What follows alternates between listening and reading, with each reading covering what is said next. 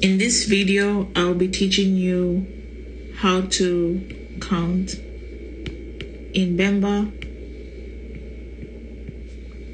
Ukupenda, Mchivemba.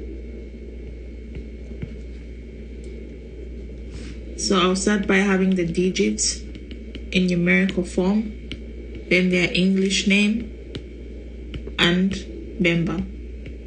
In my previous video, we looked at the numbers from 1 to 5 and how to add them. So we'll be continuing from 6, 7, 8, 9, 10. Thereafter, because the pattern after 10 is very similar, I'll be explaining how the numbers would be if we go from 10 to 50.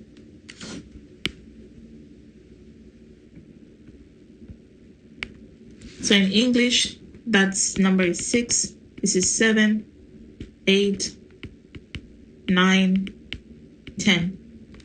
And in Bemba, 6 is mutanda, 7 is chine lubali, 8 is chine konse konse, 9 is pabula, 10 is ikumi or ikumi limo.